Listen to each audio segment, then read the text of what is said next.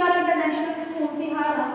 आज हम क्लास 8 का चैप्टर नंबर 2 भूमि, मृदा, जल, वनस्पति और वन्य जीव संसाधन के बारे में पढ़ेंगे कि भूमि हमारे लिए किस आधार पर उपयोगी है, मृदा का क्या कार्य है, मृदा किस प्रकार से बनती है, जल हमें किस तरीके से उपयोग करना चाहिए या जल का हमारे जीवन में किस प्रकार से महत्व है, वनस्पति, वन्य जीव और संसाधन, इन सभी के बारे में हम डिटेल से पढ़ेंगे कि ये चीजें क्या होती है, हमें कहाँ से उपलब्ध होती है, हमें किस प्रकार से इनका उपयोग करना चाहिए, इनके अत्यधिक उपयोग होने पर जो इनका शोध हो रहा है, जो इनका विनाश होता जा रहा है, उनको हम किस प्रकार से बचाएं।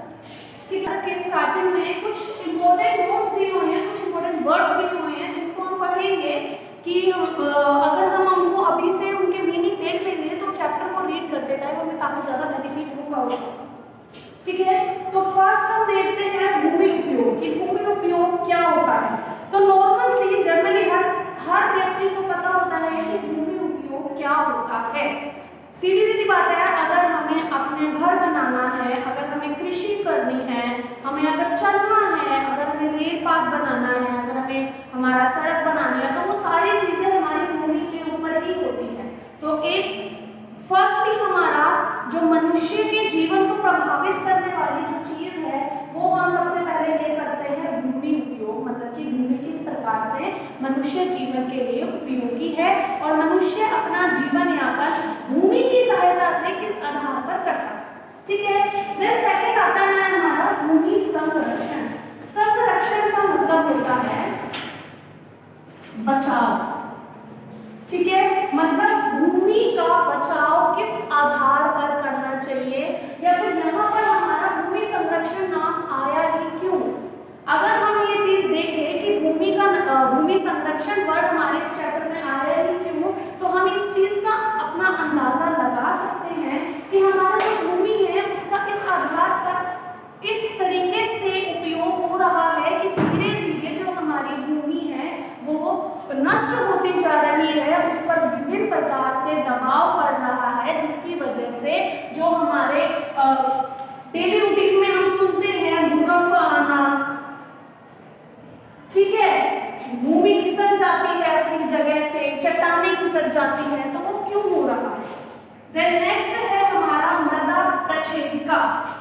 मृदा प्रक्षेपिका का मतलब होता है जो हमारी मृदा की जो हमारी भूमि है वो हमारी 7 बड़ी लेयर से बनी है। ठीक है, और कुछ छोटी छोटी लेयर से बनी हुई है। समझ आई, मतलब कि जो भूमि का जो अपर एरिया होता है यहाँ पर हमें ग्रीनरी मिलती है, देन नीचे जो इसका एरिया होता है वहाँ पे छोटे छोटे अंश टाइप कुछ मिलता है जो कि हमारे लिए, जिसमें हमें उर्वरता वाली जो मृदा होती है वो होती है। देन उसके नीचे छोटे छोटे और कंकड़ मिलते हैं। ठीक है, और जो लास्ट की हमारी जो मृदा की परत होती है, चौथे नंबर की जो परत होती है वो होती है कुछ बड़े बड़े चट्टानों टाइप की। ठीक है, तो अगर हम मृदा प्रक्षेपिका पढ़ें तो प्रक्षेपिका का मतलब होता है अनुलंब काट, मतलब कि जो हमारी अपर लेयर है, अपर लेयर से लेके जो नीचे तक का जनक शैल का अर्थ होता है जहां से, जनक का मतलब होता है जहां से जनन हो रहा है। ठीक है, और शैल होती है चट्टान। ठीक है, तो जनक शैल का मतलब हो गया जहां से मृदा की जो जनन हो रहा है वो वाली चीज। ठीक है, तो चट्टान से समझ गए कि मृदा किस आधार पर बनती है। मृदा बनती है, मृदा को बनने में काफी लंबा टाइम लग जाता है और वो लंबा टाइम किस आधार पर बनता है, जैसे कि हम नॉर्मल सी चीजें देखते हैं जो हमारा ये पर्वत होता है। ठीक है, जैसे हमारी बड़ी बड़ी चट्टानें हो गई, पर्वत हो गया, तो यहाँ पे जो अपर्दन होगा, अपर्दन का मतलब होता है कि यहाँ से जो चीजें टूट टूट कर नीचे गिरती हैं, मतलब कि हवा के जोर से वर्षा की स्थिति में अत्यधिक वर्षा होने से, अत्यधिक हवा तेज चलने से क्या होगा कि यह जो चट्टानें होंगी उन चट्टानों पर जोर पड़ेगा, दबाव पड़ेगा और वो खिसकते खिसकते नीचे आ जाएंगे। नीचे आएंगे तो उन दो चीजों के बीच में, दो चट्टानों के बीच में आपस में क्या होगा, घर्षण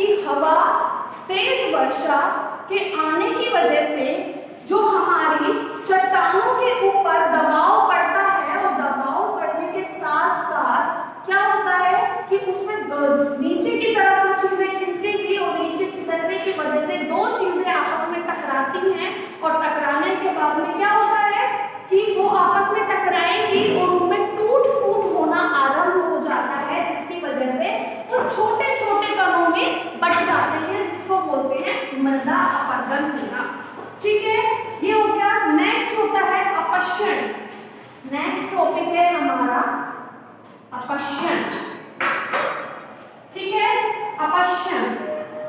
अपक्षण क्या होता है? अपक्षण भी अपरदित पदार्थ के रूप में ही हम देखेंगे कि अपक्षण क्या है कि जो हमारी चट्टानें हैं उसके जिस आधार पर मैंने आपको बताया था, जब वो तेज हवा वगैरह आएंगी उसकी वजह से जब वो चीजें नीचे की तरफ गिरेंगी, तो गिरने के बाद में जो अपरदित पदार्थ होते हैं, मतलब कि जो टूट फूट के नीचे गिर जाती हैं, छोटे छोटे खंडों में बट जाती हैं, उसको कहते हैं अपक्षण। ठीक है, नेक्स्ट टॉपिक हमारा आता है समुच्चय रेखीय जुताई।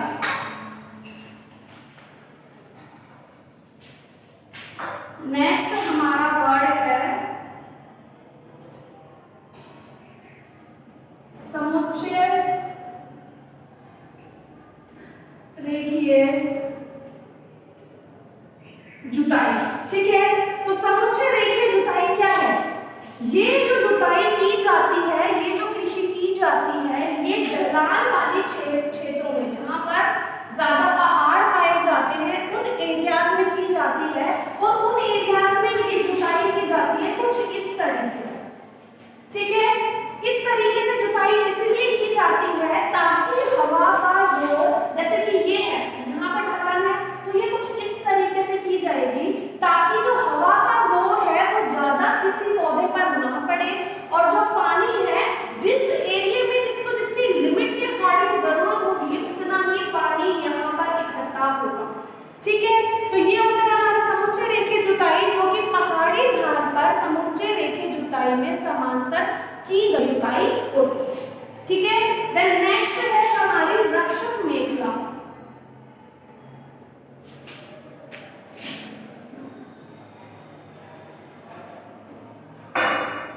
नेक्स्ट टॉपिक है हमारा रक्षक मेखला। रक्षक मेखला मरुस्थलों में पवन गति रोकने के लिए वृक्षों को कतारों में लगाया जाता है।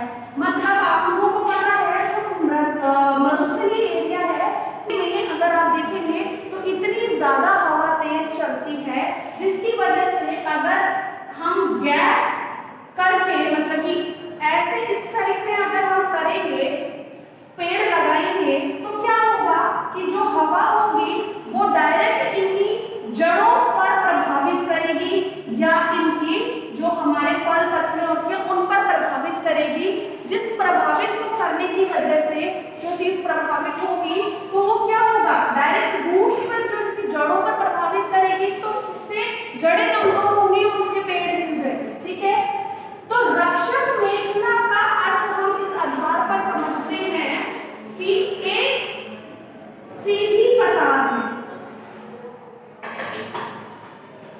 मतलब सीधी कतार में अगर हम पेड़ लगाएंगे तो हवाओं का जोर अत्यधिक मात्रा में एक पर पड़ेगा, वो अपने ऊपर इतना ज्यादा ऑब्जर्व कर लेगा कि दूसरे तक वो जाने ही नहीं देता, उस आधार पर कि किसी और पेड़ को नुकसान पहुंच सके। ठीक है, नेक्स्ट हम देखते हैं सीढ़ीदार खेत।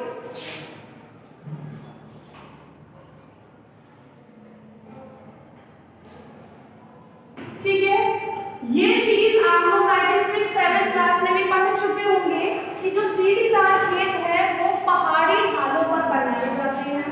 ठीक है, जैसे ये हमारा पहाड़ी ढाल हो गया, यहाँ पर सीढ़ीनुमा खेत बनाए जाएंगे। क्यों? क्योंकि ये वे पौधे होते हैं, ये वे खेती होती है जिसमें हमें पानी की बहुत रेयर जरूरत होती है कि अगर यहाँ पर पानी टिक गया, मतलब कि यहाँ पौधा है, अगर यहाँ पर पानी टिक गया तो वो डायरेक्ट उनकी जड़ों को गला देता है, और जड़ों को गलाने की वजह से उसकी जो खेती है वो खत्म हो जाती है। इसीलिए यहाँ पर जो खेती की जाती है वो ढलानों में खेती की जाएगी, ताकि जो पानी है वो पानी डायरेक्ट सड़क सड़क के नीचे आ जाए, काफी लंबे टाइम तक जो है यहाँ पर पानी ना टिका रहे। ठीक है, नेक्स्ट है हमारा वर्षा जल संचय। वर्षा जल संचय अर्थात एक समय आने पर जो हमारा वर्षा का जल है उसको किस आधार पर हम इकट्ठा कर सकते हैं, मतलब कि इसी पॉइंट्स को हम बोलेंगे जल संरक्षण, मतलब कि जल के बचाव का एक उपाय। कैसे? जैसे जल बहुत अत्यधिक यूज होने की वजह से जो हमारा जल संसाधन है वो क्या है, वो धीरे धीरे खत्म होता जा रहा है, और इस वजह से जो हमारा एकमात्र उपाय मैंने आपको बताया है वर्षा जल संचय, मतलब कि जो वर्षा का जल है उस जल को किस तरीके से कैसे उपाय कर करके हम उसको सेव कर सकते हैं। वर्षा के जल को हम डायरेक्ट किस आधार पर हम लेके आ सकते हैं, उसके अंदर हमारा टैंक बनाकर, ठीक है, उससे पहले हमें छतों की सफाई करनी होगी, फिर वो हमें सिस्टम बनाना होगा कि वो पानी डायरेक्ट हम कैसे इकट्ठा करेंगे। ठीक है, ये होता है जल संरक्षण, मतलब कि जल के बचाव का एक उपाय। पॉइंट आता है परितंत्र। ठीक है, परितंत्र का हम दूसरा नाम पढ़ते हैं पारिस्थितिक तंत्र, मतलब कि हमारे सराउंडिंग, हमारे जो चारों ओर का एरिया है उसमें हमारे जो आ गई वर्षा आ गई, पानी आ गया, हवा आ गया, मिट्टी आ गई, उसके साथ साथ हमारे जैसे कि पशु पक्षी आ गए, ठीक है, जीव जंतु हो गए, और हम खुद मानव हो गया, कि आपस में मतलब कि हमारे चारों तरफ आपस में जितनी भी चीजें हैं उनके साथ हम हमारा किस कोऑर्डिनेशन करके रखते हैं और हमारा जीवन यापन करते हैं, वो हो जाता है परितंत्र, जिसको हम एक और नाम बोलते हैं पारिस्थितिक तंत्र। ठीक है, नेक्स्ट है हमारा राष्ट्रीय प्राणी उद्यान। ठीक है, राष्ट्रीय प्राणी उद्यान वो होते हैं, इनको हम पढ़ेंगे तो ये होते हैं नेशनल पार्क्स, रिजर्व पार्क्स, मतलब कि वो पार्क जहां पर जीव जंतुओं को, पशु पक्षियों को हम सेव करके रखते हैं, मतलब कि गवर्नमेंट के थ्रू ऐसी चीजें रखी गई है, इस आधार पर वो सारी चीजें बनाई गई है कि यहाँ पर पशु पक्षियों को और जो इन सबको सेव रखा जाता है, टाइम टू टाइम इनको चीजें प्रोवाइड करवाई जाती हैं। ठीक है, वो इसीलिए किया गया है क्योंकि आज के टाइम पर हम देखें तो इतने सारी प्रजातियां हैं जिनके बारे में हम जानते नहीं हैं, और वो धीरे धीरे लुप्त होती जा रही हैं, मतलब कि खत्म होती जा रही हैं। इसीलिए इन सबको सेव रखने के लिए सीधा सीधा अर्थ है कि पशुओं का शिकार ना किया जा सके, उनको बचाया जा सके, इसीलिए राष्ट्रीय प्राणी उद्यानों को स्थापित किया गया है, जो कि कंप्लीटली गवर्नमेंट के अंडर होता है। गवर्नमेंट इनकी देखरेख करती है, गवर्नमेंट के द्वारा ही इनके लिए सारा चीजें प्रोवाइड कराई जाती है। नेक्स्ट हम देखते हैं जैव मंडल नीचे।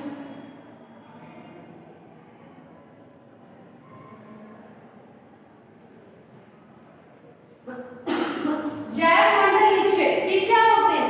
ये भी जैव मंडल नीचे में भी हम यही पढ़ेंगे कि जो हमारा परितंत्र है, मतलब कि जो हमारा पारिस्थितिक तंत्र है, उस तंत्र में हम इन जो हमारा जीव मंडल है, मतलब कि जो हमारा जैव मंडल, उसमें मनुष्य भी आ गया, उसमें पशु पक्षी भी आ गए, इन सब को किस तरीके से उनको सेव रखते हैं, उनका संरक्षण करते हैं।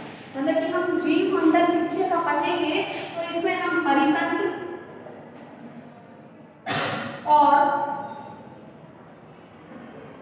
जीव संरक्षण दोनों का मेल पढ़ेंगे कि इन दोनों को किस आधार पर इनको मिलाकर रखा जाता है। ठीक है, थैंक यू।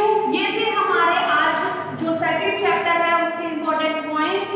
तो इन इंपॉर्टेंट पॉइंट्स के थ्रू ही हम आने वाला जो हमारा चैप्टर है, कल हम नेक्स्ट पॉइंट हमारा भूमि संसाधन के बारे में करेंगे। तो भूमि संसाधन का हम जो देखेंगे उसमें कुछ वर्ड्स ये आएंगे, प्लस जो मैंने आपको इंट्रोडक्शन दिया है इसके साथ हम कल सेकंड चैप्टर कंटिन्यू करेंगे। ठीक है, थैंक यू।